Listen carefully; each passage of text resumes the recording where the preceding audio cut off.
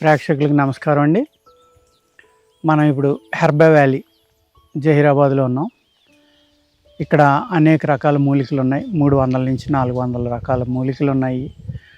వర్షాకాలం అయితే ఇంకా ఎక్కువ ఉంటాయండి. ఇప్పుడు కొన్ని మూలికలు న్యాచురల్గా మొలిచేయి చిన్న చిన్న మొక్కలు ఏవైతే ఉంటాయో పొదల్లాంటివి, అవి 6 నెలలు 8 నెలలు 9 నెలల తర్వాత ఎండిపోతాయి కాబట్టి మనకు అంతగా కనపడవు.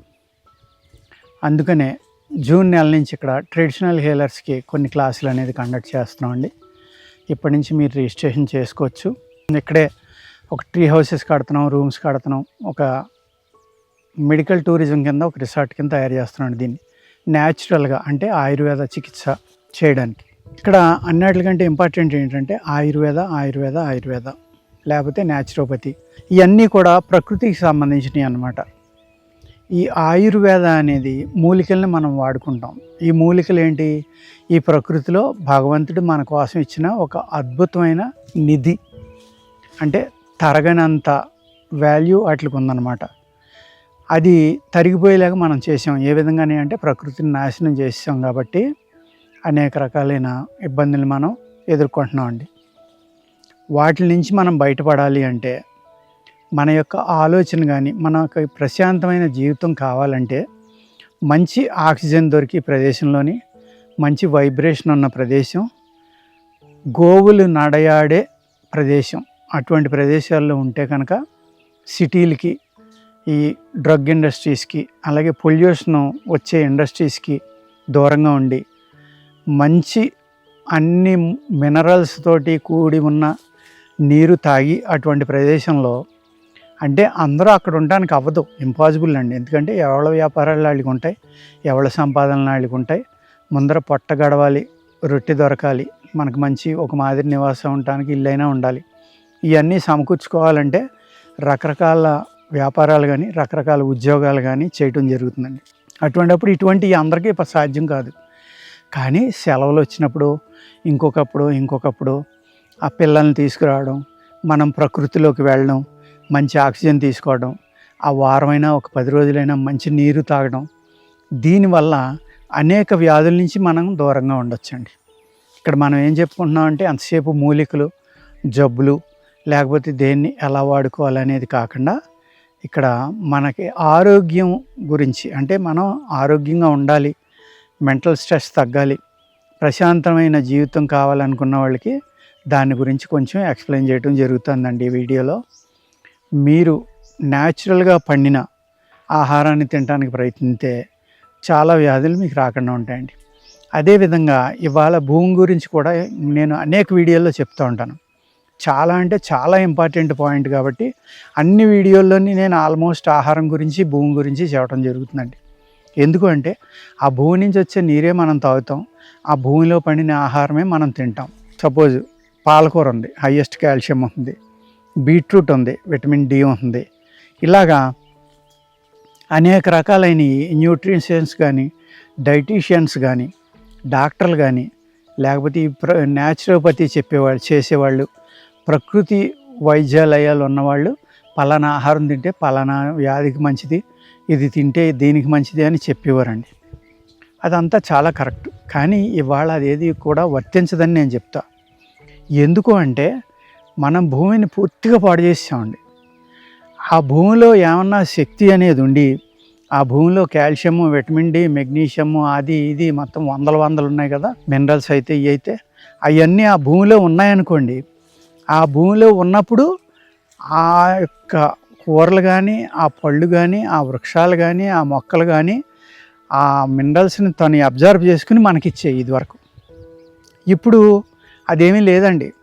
చాలామంది ఆకుకూరలు పాపం ఇవాళకి కూడా నేను ఎన్నో వీడియోలు చేశాను. ఈ వీడియోలు అందరూ చూడాలని లేదులేండి. ఎంత విచిత్రంగా మాట్లాడతారంటే వాళ్ళకి కరెక్ట్, నాకు విచిత్రం అది. ఏ విధంగానే అంటే, సార్ మేము పచ్చికూరల రసం తాగుతున్నామండి అంటారు. కొంతమంది వచ్చి అంటారు, సార్ మేము పాలకూర తోటకూర కలిపి కొట్టేసుకునండి రసం తాగేస్తున్నాం అంటారు. ఇంకొకళ్ళు వచ్చి అంటారు, కరివేపాకునండి కొత్తిమీర పుదీనా కట్టుకుంటున్నామని కొంతమంది అంటారు. ఈ కరివేపాకు పుదీనా అనేది కొంతవరకు పర్లేదండి, రెండాటి మీద పెద్ద స్ప్రేయింగ్ ఉండదు. ఈ కొత్తిమీర మీద చాలా స్ప్రేయింగ్ ఉంటుంది, పురుగు మందులు, ఎరువులు అన్నీ వాడాలి వాటికి. అదేవిధంగా ఈ పాలకూర, ఈ తోటకూర లేకపోతే పాలకూర ఇంకొక కూర మేము కొట్టుకునండి మేము ఏదైతే రసం వచ్చిందో ఆ పచ్చి రసం తాగుతున్నాం అని చెప్తారు. ఎంత ప్రమాదం అంటే అది. ఈ ఫార్మర్స్ పండించే వాళ్ళు ఏం చేస్తారంటే కొనేవాళ్ళు దాని నవనవలాడుతా గ్రీన్గా అందంగా కనపడితేనే కొంటారు. నిజం చెప్పాలంటే ఏదైతే పుచ్చు ఆకు అక్కడక్కడ పుచ్చుండి ఎర్రగా ఉందో అటువంటి కూరనే మనం కొనుక్కోవాలండి. ఆకుకూర అంటే ఆ రైతు ఎక్కువ పురుగు మందులు కొట్టలేదు, ఎక్కువ ఎరువులు పెట్టలేదు అని అర్థం అన్నమాట. అది తింటే కనుక అందులో అన్ని క్యాలరీస్ ఉంటాయి, అన్నీ ఉంటాయి, అది ఉపయోగపడుతుంది.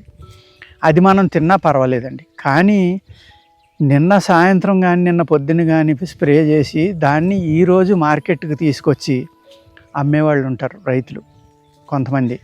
అది వాళ్ళకి ఇది ప్రమాదం అనేది తెలియక నాలెడ్జ్ వల్ల తెలియనితనం వల్ల అమ్ముతున్నారు తప్ప ఇది ప్రమాదం అనుకుంటే కనుక సాధారణంగా ఏ రైతు కూడా 10 మందికి అన్నం పెడదామని 10 మందికి మంచి ఆహారం ఇద్దాం అనుకుంటాడు తప్ప 10 మందికి విషాన్ని ఇచ్చి చంపుదాం అనేది ఏ రైతు మెదడులోనే ఉండదండి ఎట్టి పరిస్థితిలో.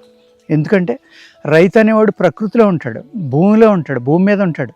ఆ భూమి మీద ప్రాణం అతనికి. భూమి అంటే ప్రేమ, ఆ చెట్టు అంటే ప్రేమ, ప్రకృతి అంటే ప్రేమ, నీరు అంటే ప్రేమ. అంత అన్ని రకాలైన ప్రేమతోటి కూడి ఉన్న ఆ మనిషి తప్పు చేయడు తెలిసి ఉండి. ఇది తెలియక చేసే తప్పులు అన్నమాట. అందుకు వాళ్ళని ఎడ్యుకేట్ చేసి ఈ విధంగా మనం చెయ్యాలి, ఈ విధంగా పండిస్తే కనుక మన దగ్గర కొనుక్కున్న వాళ్ళు ఎవరైతే ఉన్నారో వాళ్ళకి మంచి ఆరోగ్యం కలుగుతుంది. వాళ్ళు చక్కగా ఎంతో ఆరోగ్యంగా ఉండి వాళ్ళ జీవనాన్ని మంచిగా సాగిస్తారు అనేది వాళ్ళకి తెలియచేయాలి. అదేవిధంగా మనం హాస్పిటల్కి వెళ్ళి లక్షలు ఖర్చు పెట్టమంటే ఖర్చు పెడతాం. ఒక న్యాచురల్గా పద్ధతిగా పండించిన రైతు వచ్చి బయట 20 రూపాయలు ఉంటే సార్ నా దగ్గర 40 రూపాయలు ఇది కేజీ అంటే పొరపాటును కూడా కొనం, అతని దగ్గర బేరం ఆడతాం. ఒక స్టార్ హోటల్కి వెళ్తాం, అక్కడ టిప్పు 100 రూపాయలు ఇస్తాం. ఇక్కడ 6 నెలలు 3 నెలలు సంవత్సరం 5 ఏళ్ళు 10 ఏళ్ళు కష్టపడి ఒక చెట్టుని వేసాడు, ఒక మామిడి చెట్టు వేసాడు. ఆ మామిడి చెట్టుని పెంచి అది కాసి గాలిదుమ్ము లాగి వడగళ్ళ వాన ఆగి తుఫాన్ లాగి తెగుళ్ళని తట్టుకుని అది మొగ్గటానికి 3 నెలలు 4 నెలలు పడుతుందండి. ఈ లోపల ఏదొచ్చినా కూడా ఆ రైతు ఇన్ని సంవత్సరాలు కష్టపడింది మట్టిలో కలిసిపోయినట్టే. అంత కష్టపడి చేసే రైతు ఇచ్చే పంటని మనం బేరమాడి కొంటాం. కానీ ఒక స్టార్ హోటల్కి వెళ్ళినా, ఒక రెస్టారెంట్కి వెళ్ళినా, ఇంకొక చోటకి వెళ్ళినా 50 రూపాయలు 20 రూపాయలు 100 రూపాయలు టిప్ ఇచ్చి స్టైల్గా వస్తాం. ఈవెన్ పార్కింగ్లో పెట్టిన కారు పట్టుకొచ్చి ఇచ్చిన అతను వాలే డ్రైవర్ ఎవరున్నాడో అతనికి ఒక 50 రూపాయలు ఇస్తాం. కానీ ఇక్కడ ఆరుగాలం పండించి అంటే రాత్రి పగలో కష్టం అనేది లెక్క చేయకుండా ఒక్కడే ఆ పొలంలో పడుకుని భార్య పిల్లల నుంచి దూరంగా ఉండి ఎంతో కష్టపడి ఎన్నో ఆటుపోట్లను వచ్చుకుని న్యాచురల్గా పండించి మనకి ఇచ్చే ప్రొడక్షన్ ఏదైతే ఉందో అక్కడ తినటం మానేసి బేరమాడతాం. అదే డాక్టర్కి దగ్గరికి వెళ్ళాక 10,000 టెస్టులు రాసినా చేయిస్తాం, 1,00,000 రూపాయలు ఆపరేషన్ అయినా చేయిస్తాం, 50 లక్షలైనా చేయిస్తాం. ప్రాణభయం అక్కడ. ఆ ప్రాబ్లం రాకుండానే మనం జాగ్రత్త పడాలి అంటే ఇటువంటి పంట పండించే రైతుల్ని దయచేసి ప్రోత్సహించండి. వాళ్ళు చెప్పిన రేటుకి మీరు ఆ ఆహార పదార్థాన్ని కొనుక్కొని తినండి. దయచేసి బేరమాడొద్దు. మనిషి ఆలోచన ఎలా ఉందంటే ఆటోలో ప్రయాణిస్తాం, దిగుతాం, మన దగ్గర చిల్లర లేదు, 90 రూపాయలు అయింది టికెట్ ఛార్జీ, 100 రూపాయలు ఇచ్చేసి వెళ్ళిపోతాం. 10 రూపాయల గురించి పెద్దగా పట్టించుకోం. అదే పల్లెటూర్లు కానీ చిన్న టౌన్లో కానీ ఒక రిక్షావాడు అక్కడ యంత్రం లేదు, తన కష్టం తన శక్తితోటి ఆ రిక్షాని తొక్కి, అదే తెలంగాణ లాంటి ఏరియాల్లో అప్ అండ్ డౌన్లు ఉంటాయి, అన్ని ఏరియాల్లో సమాంతరంగా ఉండవు. ఆ అప్ అండ్ డౌన్లో ఆడి ప్రాణాన్ని పెట్టి ఆడి శక్తిని పూర్తిగా వాడి ఆ రిక్షాను లాక్కిల్లో తొక్కిల్లో మనని గమ్యాన్ని చేర్చిన తర్వాత వాడికి ₹1 ఎక్కువ ఇవ్వడానికి బేరమాడతాం, లేకపోతే ఆడిని తిడతాం. ఇది హ్యూమన్ సైకాలజీ అండి. దయచేసి అలా చేయొద్దు. మనిషి యొక్క కష్టాన్ని గుర్తించడం నేర్చుకోండి, మనిషి యొక్క ఆకలిని గుర్తించడం నేర్చుకోండి. అప్పుడు మనలో ప్రేమ అనేది పెరుగుతుంది. ఎప్పుడైతే ప్రేమ పెరిగిందో అప్పుడు మీరు ప్రశాంతంగా ఉంటారు. మీ బ్రెయిన్లో ఉన్న హీట్ కానీ ఇరిటేషన్ కానీ, అంటే ఇరిటేషన్ అంటే ఏంటంటే చిరాకు, కోపం, లేకపోతే అసహనం, ఈ ఏవైతే పెరిగిపోయినాయో అప్పుడు మీరు మీ జీవితాన్ని కోల్పోతారు. దయచేసి మీ జీవితాన్ని మీరు కోల్పోకుండా ఉండాలి అంటే మీ ప్రవర్తన ఈ విధంగా మార్చుకోవడం, టైముకు పడుకోవడం, టైముకు తినటం. ఈ తినేటప్పుడు కూడా ఏంటంటే ఆయుర్వేద శాస్త్రంలో చెప్పేది, మీకు ఆకలైంది, భోజనం చేస్తున్నారు, మీ ఆకలిలో సగం వరకునే అన్నం తినమంటారు. పదార్థాలని అన్నం కానీ, రొట్టెలు కానీ, ఇంకోటి కానీ, కూరలు కానీ, పళ్ళు కానీ ఏది తీసుకున్నా సగం ఆహారం మాత్రమే తీసుకోవాలంట. 25% నీరు తీసుకోవాలి. ఇవాళ అనేక రకాలుగా చెప్తున్నారు, గంట ముందర నీళ్ళు తాగమని, 2 గంటల ముందర తాగమని, తిన్నాక గంట వరకు తాగొద్దని, తినేటప్పుడు తాగొద్దని. కానీ ఆయుర్వేద శాస్త్రంలో చాలా వివరంగా, విపురంగా వేల సంవత్సరాల క్రితం ఋషులు, యోగులు మనకి చక్కగా ఆహారం ఎలా తినాలి, నీళ్ళు ఎలా తాగాలి, జీవన విధానం ఎలా ఉండాలనేది అద్భుతంగా చెప్పారండి. ఆహారం తింటా మధ్య మధ్యన కూడా నీళ్ళు తాగొచ్చు, తప్పనిసరిగా తాగొచ్చు. తాగడం వల్ల ఏమవుతుందంటే, మనం తిన్న ఈ సాలిడ్ ఫుడ్ ఎప్పుడైతే లోపలికి వెళ్తుందో ఆ గ్యాప్లో ఉన్న గాలి పొట్టలోకి వెళ్ళిపోతుందండి. మన గొంతుకులో ఉన్నది, నోట్లో ఉన్న గాలి కొంత పొట్టలోకి వెళ్తుంది. దాన్ని అపాన వాయువు అంటాం, విషవాయువు. అది వెళ్ళిన తర్వాత కాసేపటికి అది దాంట్లో ఆక్సిజన్ అబ్జర్వ్ అయిపోయి ఆ వాయువు అలా ఉండిపోవటం వల్ల అది విషవాయువుగా మారుతుంది. అందులో ఆక్సిజన్ శాతం ఏమి ఉండదు.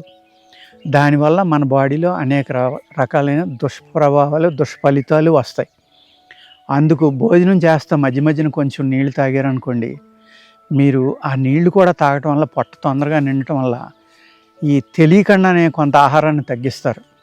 అది చాలా ఇంపార్టెంట్. ఎందుకు అంటే, మీకు 100%లో 50% సాలిడ్ ఫుడ్స్ కానీ, పళ్ళు కానీ ఏమైనా తినాలి, 25% నీరు తాగాలి, 25% ఖాళీగా వదిలేయాలి. అలా వదిలిన మనిషికి అనారోగ్యం అనేది రాదండి. ఏమి మనం పాటించాం. అదేవిధంగా లావుగా ఉన్నారు మీరు, ఒబెసిటీ ఎక్కువ ఉంది, నీళ్లు తాగి ఆ భోజనం చేయాలి. అప్పుడు ఏమవుతుందంటే, ఆటోమేటిక్గా నీళ్ళు అనేది మీ బాడీలో, మీ పేగుల్లో కొంత స్పేస్ని ఆక్రమించేసింది కాబట్టి ఆల్రెడీ ఆ 25% నీళ్ళు అనేది ముందర తాగొచ్చు. తాగితే మీరు అట్లీస్ట్ 75% కొంతమంది తినేస్తారు. కానీ కొంచెం ఆకలి ఉండగానే ఆహారం మానేస్తే ఆ 25% గాలికి గ్యాప్ ఉండిపోతుందండి. ఉండిపోవటం వల్ల ఏమవుతుందంటే, ఈ అపాన వాయువు అనేది పులితెనుపు ద్వారా కానీ, కింద నుంచి గ్యాస్ వెళ్ళిపోవటం కానీ, ఈ విధంగా బయటికి పోవటం వల్ల మీరు ఎప్పుడూ ఆరోగ్యంగా ఉండి, మీ హార్ట్ బీట్ బాగుండి, ఈ గ్యాస్ట్రిక్ ప్రాబ్లమ్స్ అనేవి పెరగకుండా, ఒబెసిటీ రాకుండా చక్కగా మీ శరీరాన్ని కాపాడుకోవచ్చండి. తిన్నాక నీళ్ళు తాగేవలసినవి ఎవరంటే, సన్నగా ఉన్నవాళ్ళు తిన్నాక నీళ్ళు తాగాలండి. లావుగా ఉన్నవాళ్ళు తినక ముందర తాగాలి. సమానంగా నా శరీరం ఉండాలి, నేను బాగానే ఉన్నాను అనుకునేవాళ్ళు భోజనం చేస్తా తాగితేనే మంచిదండి. గ్యాస్ట్రిక్ ప్రాబ్లం ఉన్నవాళ్ళు కూడా కొద్ది కొద్దిగా తాగుతూనే భోజనం చేస్తే కూడా చాలా మంచిదన్నమాట. నేను చాలామందిని 2 సార్లు తినమని చెప్తూ ఉంటాను. వాళ్ళు గ్యాస్ట్రిక్ ప్రాబ్లం ఉందండి, మాకు పెరిగిపోతుంది అంటారు. కాదు, ఎక్కువ సార్లు భోజనం తినటం వల్ల, ఎక్కువ సార్లు రకరకాల స్నాక్స్, డ్రింకులు ఈ తాగటం వల్ల కానీ, తినటం వల్ల కానీ మీ శరీరంలో ఉన్న అవయవాలు ఎప్పుడూ యాసిడ్స్ని రిలీజ్ చేయడం వల్ల మీకు గ్యాస్ట్రిక్ ప్రాబ్లం అనేది స్టార్ట్ అవుతుంది. రెండోది ఏంటంటే, మీ కడుపులో ఉన్న బ్యాక్టీరియా వల్ల. ఈ 2 రకాలు.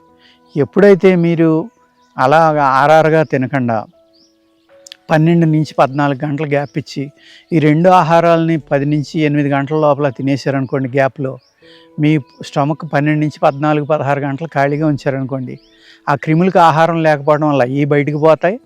యాసిడ్స్ తక్కువ రిలీజ్ చేయటం వల్ల ఈ గ్యాస్ కూడా తగ్గిపోతుంది, పెర్మనెంట్గా తగ్గిపోతుంది. మీకు ఈ విధమైన ఆహారం అలవాట్లను చేసుకుని మీరు భోజనం కనుక జాగ్రత్తగా తింటా, ఏదైనా ప్రాబ్లం ఉంటే వాటికి మందులు వాడుకుంటే పెర్మనెంట్ క్యూర్ అవడానికి చాలా ఎక్కువ అవకాశం ఉంది.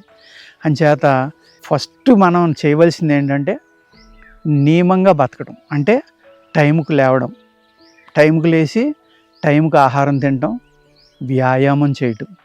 ఈ వ్యాయామం చేయాలన్నా కూడా మనం మన యొక్క సాంప్రదాయంలో, సనాతన ధర్మంలో కానీ, హిందూ ధర్మంలో కానీ, దేంట్లో అయినా సరే, యోగ శాస్త్రంలో కానీ, ఫిజికల్ యోగా కానీ, మెంటల్ యోగా కానీ, ఏదైనా సరే, ప్రాణాయామం కానీ అన్నీ కూడా బ్రహ్మ ముహూర్తంలో చెయ్యండి అని చెప్పారు మనకి, మన ఋషులు కానీ, యోగులు కానీ, పూర్వీకులు కానీ.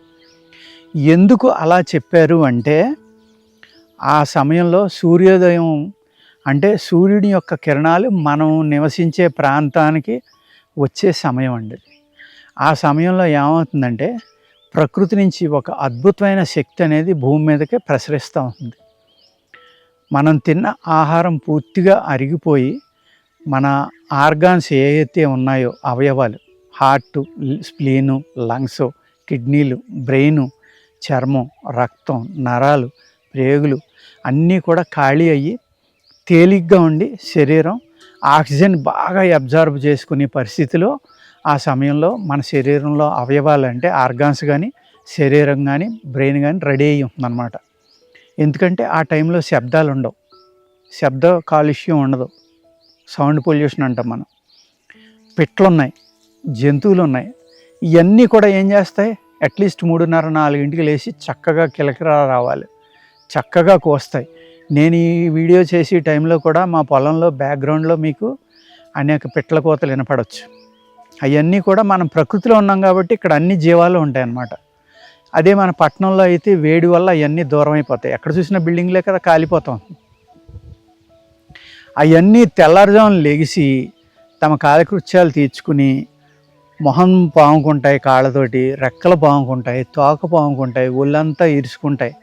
ఒక కుక్క ఉందండి, లెగుస్తుంది, లేచిన తర్వాత ఒళ్ళంతా ఎంత బాగా ఇరుచుకుంటుందో చూడండి. టోటల్ బాడీ అంతా లూజ్ అయిపోతుంది అన్నమాట దాంతో. అంటే ఒక తెలివి తక్కువ అనుకునేది జంతువు, యానిమల్ అన్నాం దాన్ని.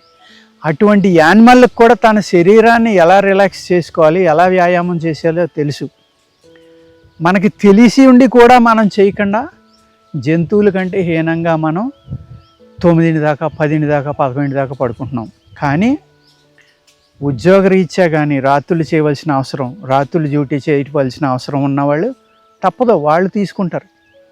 మనకి అనేక మంది తెల్లారుజామున వెళ్ళి ఆహారం తింటాం, నిద్రపోయే టైంలో బ్రహ్మముహూర్తంలో ఏ టైంలో అయితే స్టమక్ ఖాళీగా ఉండాలో ఆ టైంలో వెళ్ళి అదొక గొప్ప అనుకుని, అదొక గ్రేట్నెస్ అనుకుని, నేను 3ంటికి వెళ్ళి వచ్చి పలానా చోట టిఫిన్ తిన్నాను, పలానా చోట పలావ్ తిన్నాను, పలానా చోట కబాబ్ తిన్నాను, లేకపోతే అదేదో స్టార్బక్స్ కాఫీ తాగి వచ్చానని ఈ వీళ్ళు ఫోన్ చేసి వాళ్ళ ఫ్రెండ్స్కి చెప్తూ ఉంటారు. వాళ్ళ నిద్ర చెడగొడతారు, వాళ్ళని కూడా దానికి ప్రేరేపించి వాళ్ళ ఆరోగ్యం చెడిపోతుంది. తప్పని వాళ్ళు, సాగని వాళ్ళు రాత్రులు చేసుకోవచ్చండి వాళ్ళ యొక్క జీవన విధానం కోసం, వాళ్ళ యొక్క బ్రతుకు తెరువు కోసం. కానీ అవసరం లేని వాళ్ళు కూడా ఈ ల్యాప్టాప్లు ఏయో వచ్చినాయి కదా, ఏయో అంటారు, ప్యాడ్లో ఏయో అంటారు, ఈ ఫోన్లు, టచ్ స్క్రీన్లు అంటే ఏదో ఫోన్లు అంటారు వాటిని, అవన్నీ నాకు పెద్దగా తెలియదు. ఇవన్నీ వచ్చాక ఏం చేస్తున్నారంటే వాటితోటి కూర్చోవడం, పిల్లల కాడి నుంచి పెద్దవాళ్ళ దాకా ఇంట్లో వాళ్ళు ఒకళ్ళతోటి ఒకళ్ళు మాట్లాడుకోపోవడం, భోజనం చేసేటప్పుడు కూడా ఏం తింటున్నామో తెలియని స్థితిలో పిల్లలు కానీ పెద్దవాళ్ళు కానీ తినటం, దాన్ని నవలకపోవడం, ఈ అనేక రకాలైన దుర్గుణాల వల్ల మనం జబ్బులు కొని తెచ్చుకుంటున్నామండి. ప్లస్ వాటి నుంచి రేడియేషన్ రిలీజ్ అవుతుందని అందరికీ తెలుసు, సాఫ్ట్వేర్ ఇంజనీర్లకి తెలుసు, సాఫ్ట్వేర్ ఉద్యోగాలకు చేసే వాళ్ళు తెలుసు, వాళ్ళ భార్యలకు తెలుసు, వాళ్ళ పిల్లలకి తెలుసు. వాళ్ళు చెప్పడం వల్ల కానీ పిల్లలకి మామూలుగానే నాలెడ్జ్ ఎక్కువ ఉంటుంది. తెలిసిండి కూడా అవి పొట్ట మీద పెట్టి ఆడుకోవడం, తెల్లవార్లు ఆ ప్రోగ్రామ్స్ చూడడం ఆడపిల్లలకి ఎంత చెడ్డ అంటేనండి. అది పిల్లలు పుట్టకపోవడానికి కారణం ఏంటంటే ఈ ల్యాప్టాప్లు కానీ ఐప్యాడ్లు అంటారు కదా, అవి కానీ ఫోన్లు కానీ పొట్ట మీద పెట్టుకుని చూడడం, పడుకుని ఆ పొట్ట మీద పెట్టి గంటల దాని మీద ఆపరేషన్ చేయడం. ఇలా చేయడం వల్ల ఏమవుతుందంటే ఆ వేవ్స్ వల్ల మీ యొక్క అయితే పిల్లలు పుట్టడానికి కావాల్సిన అవయవాలు ఉన్నాయో అవన్నీ వీక్ అయిపోతాయండి. ఆ వేవ్స్ వల్ల క్యాన్సర్స్ రావడానికి కూడా అవకాశం ఉంది, అనేక ఆటో ఇమ్యూన్ ప్రాబ్లమ్స్ రావడానికి అవకాశం ఉంది. అంచేత నేను మన ప్రేక్షకులు అందరికీ విన్నవించేది ఏంటంటే ఇటువంటి రేడియేషన్ వచ్చి అన్నీ కూడా పడుకునేటప్పుడు దయచేసి ఒక 3-4 అడుగుల దూరంలో పెట్టి పడుకోండి. మీ సైంటిస్టులే చెప్తున్నారు అంత దూరంలో పెడితే ఆ వేవ్స్ యొక్క శక్తి మ్యాక్సిమం తగ్గిపోతుంది, దాని యొక్క చెడు లేదు అని. అదే మాటను నేను కూడా చెప్తున్నా. మనం ఆరోగ్యంగా బతకాలి అంటే హాస్పిటల్ తగ్గించుకోవాలి, అనవసరమైన ఖర్చులు. ఇవాళ మీరు ఒక కష్టం వచ్చింది మీకు, ఏది షుగర్ పెరగడం వల్ల మీ అవయవాలు వీక్ అయినాయి, లేకపోతే ఒక లోపలేదో ఒక కంతి రావడం, ఒక యాప్సెస్ రావడం వల్ల మీకు భయంకరమైన నొప్పి వచ్చింది. ఆ నొప్పితోటి గిలగిలా కొట్టుకున్నారు. మీ దగ్గర బోలెడు డబ్బు ఉంది, నెంబర్ 1 హాస్పిటల్కి వెళ్ళారు, ఆపరేషన్ చేయించుకున్నారు, తగ్గిపోయింది అది ఓకే. కానీ ఆ నొప్పినే ఆ డబ్బు తీసేయగలిగిందండి? ఆ నొప్పిని తప్పనిసరిగా మీరు అనుభవించారు కదా. మీ డబ్బు ఏమన్నా చేసిందా అక్కడ? మీ యొక్క ఇన్ఫ్లుయెన్స్ ఏమన్నా చేసిందా? లేదు. అది మీరే అనుభవించారు, మీరు అనుభవించాలి కూడా. అటువంటి ప్రాబ్లమ్స్ రాకుండా ఉండాలంటే ఒక పర్టిక్యులర్ లైఫ్ స్టైల్ అనేది మనం తప్పనిసరిగా అలవాటు చేసుకోవాలండి. మాకు వీలవదని చాలామంది అంటూ ఉంటారు. సాధ్యమైనంత వరకు ప్రయత్నిస్తే వీలు కానిదంటూ ఏదీ ఉండదండి. అది వీలవదంటం అనేది మీ యొక్క వీక్నెస్. అలాగే బిజీగా ఉన్నాం అంటారు. ఏమీ పని చేయకుండా కూర్చునేవాడు కూడా బిజీగా ఉన్నాననే చెప్తూ ఉంటాడు. ఇది ఒక అలవాటు అయిపోయిందనమాట.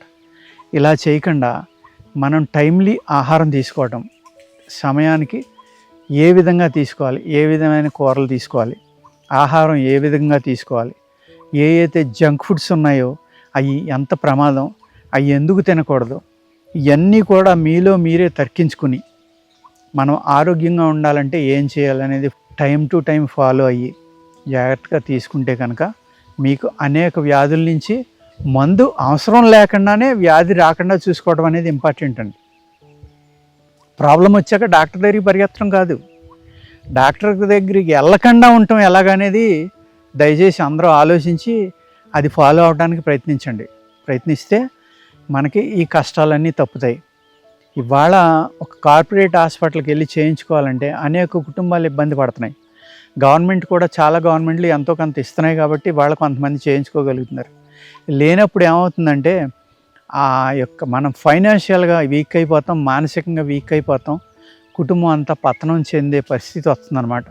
అటువంటి పరిస్థితి రాకుండా ఉండాలి అంటే మీరు తెల్లవారుజామున లేయటం, ప్రాణాయామం చేయటం, యోగా చేయటం, లేకపోతే ఒక శారీరకమైన ఎక్సర్సైజు చేయడం వల్ల ఏమవుతుందంటే ఈ ప్రకృతిలో ఉన్న అద్భుతమైన శక్తిని మీ శరీరం, మీ బ్రెయిన్ మీరు అబ్జర్వ్ చేసుకోవడం వల్ల మీ ఆరోగ్యం చక్కగా ఉండటం వల్ల నేను చెప్పిన ఈ ప్రాబ్లమ్స్ అన్నిటి నుంచి దూరంగా ఉండొచ్చు. మీరు వచ్చాక హాస్పిటల్కి వెళ్దామని ఎప్పుడూ ఆలోచించొద్దండి దయచేసి.